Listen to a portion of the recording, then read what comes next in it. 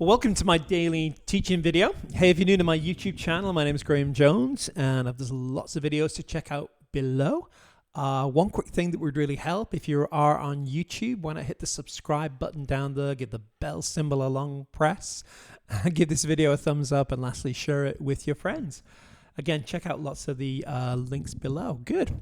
Well, we've been talking for a few days now about how to hear God's voice and the power and the transformational nature of hearing from God, and how important and how valuable it is to hear from God.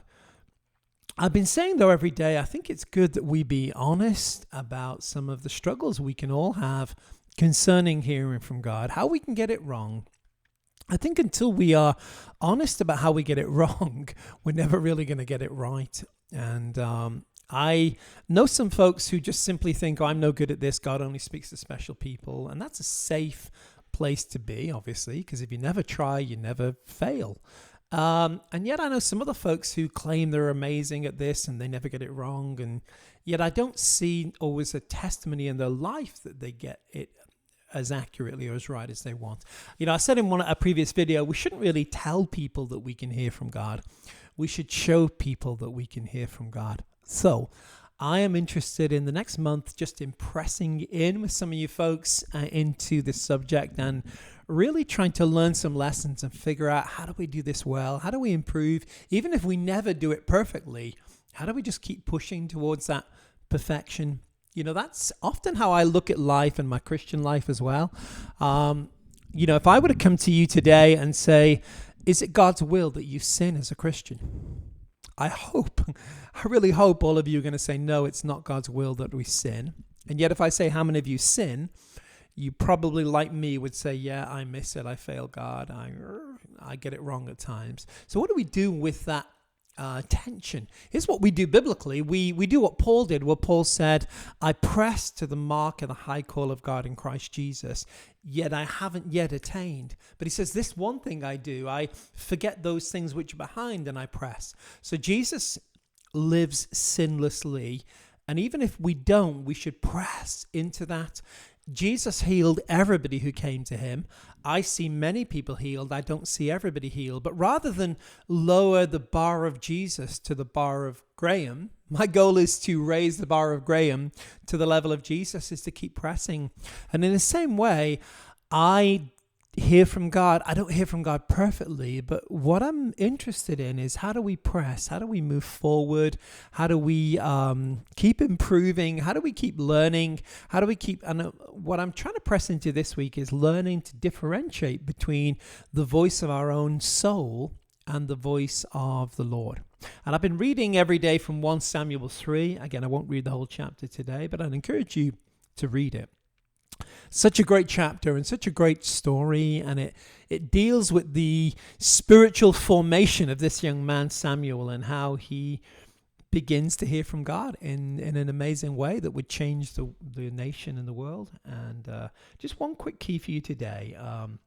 Let's read 1 Samuel chapter 3 and verse 2. It says, it came to pass at that time, Eli was the priest over the house of God, but Eli was actually the main spiritual leader, if you will, of Israel at that time. This is really at the end of the period of the judges. And it actually says it's interesting, it says in the very last verse of the book of Judges, that every man did that which was right in his own sight.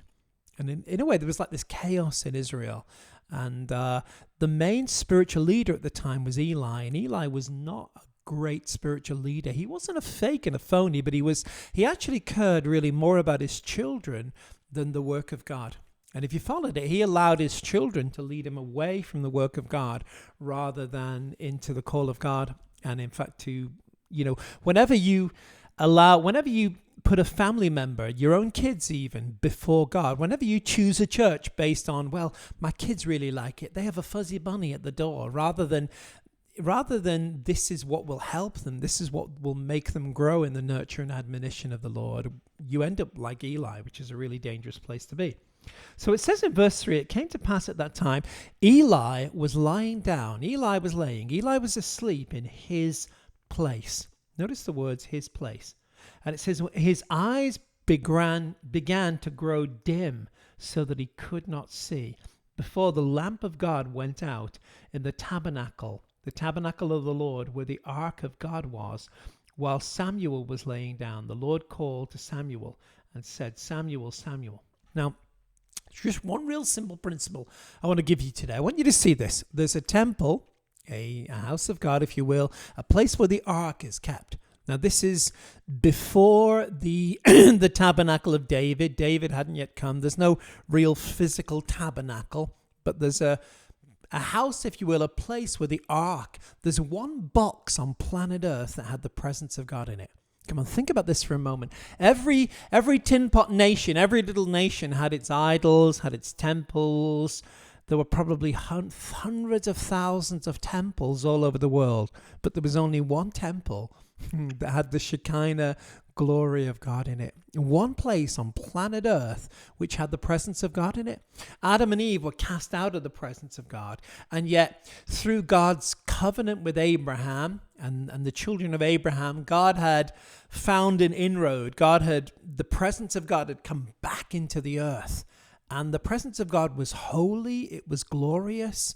In a way, it was dangerous. Blood had to be sacrificed all the time. And, as we read later, if somebody disrespected the presence of God or touched the ark, boom, they were struck dead. But I want you to see this. Eli lay down in his own place. Eli, he was like the Frank Sinatra of his day. I did it my way.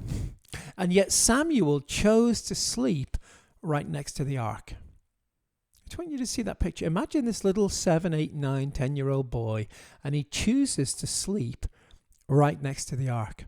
It's interesting that that's where God spoke.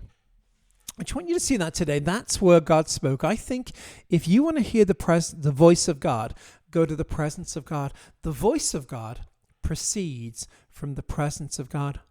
And so often, again, let me just unpack this, but I want you to think this through for a moment. Think about it as you're walking through your day today, because it's actually very simple, and yet it's not obvious.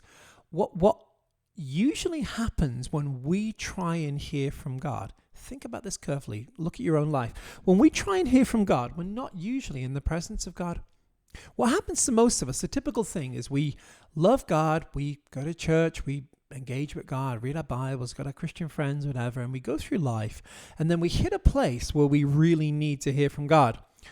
Should I stay or should I go? Do I go left or do I go right? Do I take this job? Do I move forward? Do I don't?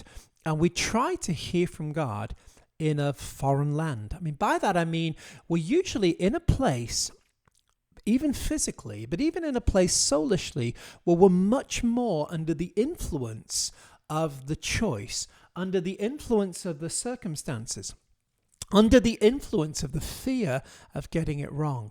And we're usually under pressure in those situations. So just let me unpack that for a minute. Imagine you're in this place and you're just feeling a lot of pressure, and I want to do this for God, but I don't want to get it wrong, and there's consequences in my family if I do, and I'll be embarrassed if I do, and the fear of man, and all of these things kind of raining upon you, and you try to hear from God.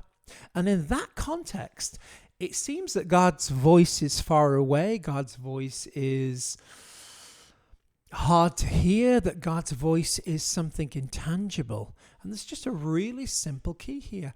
Choose to lay down next to the ark. Now, I don't mean you go to Israel or become Indiana Jones, no relation, and try to dig up the lost ark. What I mean is, even if Indiana Jones finds the Ark of the Covenant, there's nothing in there. The presence of God is not in there. The presence of God is still in the temple, but know ye not, you are the temple of the Holy Spirit. God's glory is in earthen vessels. God's glory is in you and I.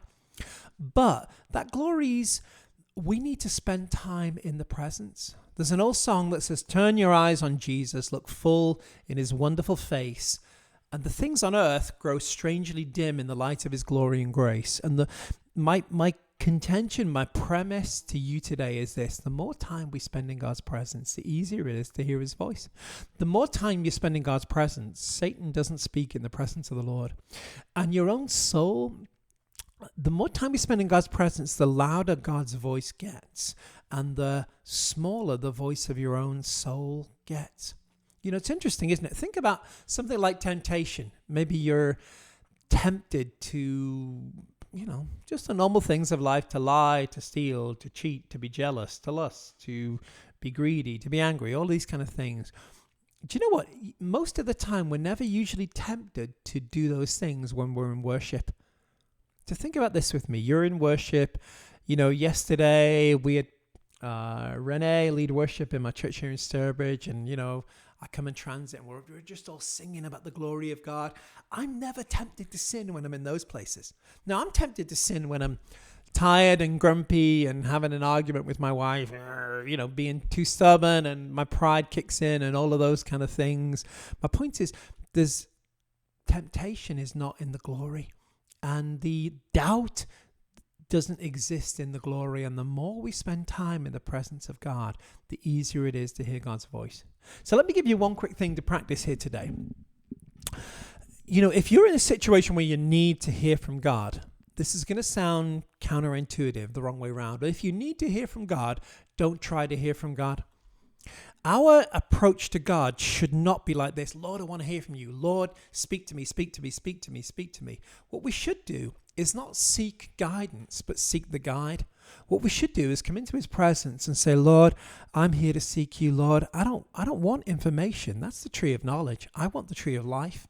I want to be with you. I want to love you. I want to be a Maria Bethany who sits at your feet and loves you, and then she will hear his word. My point is, if we seek the Lord for the Lord, if we seek the Lord for his presence, we will hear from him. But when we seek him for information, we seek him to hear from God for a prophetic word. That's when our soul kicks in. That's when pressure and performance kicks in. There's no performance in the presence of the Lord.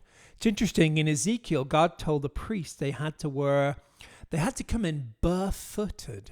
Bare feet, literally, which speaks of sensitivity. The sole of your feet's really tender. And they had to wear a linen ephod, a linen garment. And the principle there was they couldn't sweat in the presence of God. Sorry. But it's actually a really great thought, because there's no work. You don't work out in the presence of God. We don't sweat to get into God's presence. You don't work at it. You rest, you relax, and in the presence, you will hear the voice of God. So how do we practice hearing the voice?